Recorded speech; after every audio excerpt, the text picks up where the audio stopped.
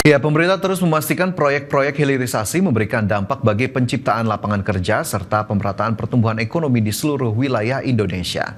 Tak hanya itu, proyek hilirisasi juga dapat berkontribusi menurunkan impor serta meningkatkan ekspor dan memperkuat daya saing industri nasional.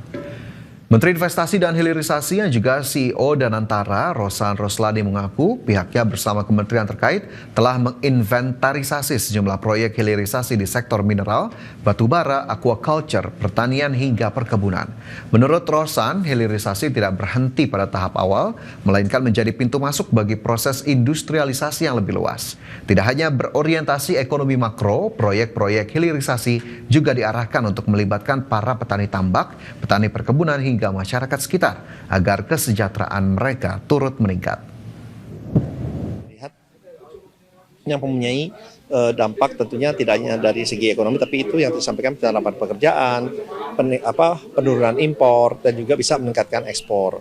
Dan di mana yang kita juga mempunyai daya competitiveness yang lebih tinggi. Nah itu, tapi arah Bapak Presiden adalah yang paling banyak menciptakan multiple-nya.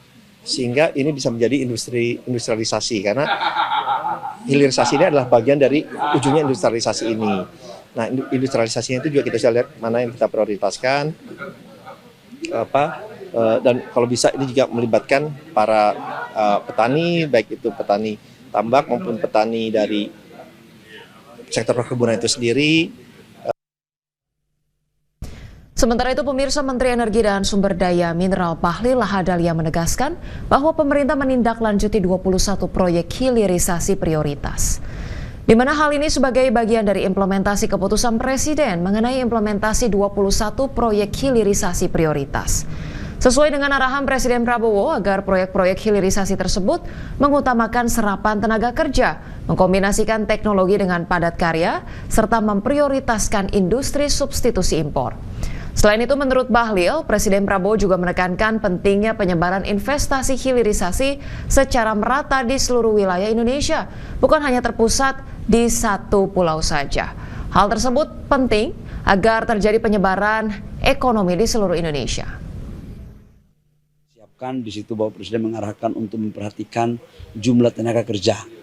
Kemudian harus ada blending dengan padat karya dan memprioritaskan pada industri-industri substitusi impor.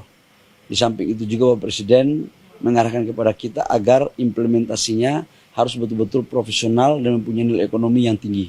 Nah, ini mungkin yang perlu kami sampaikan.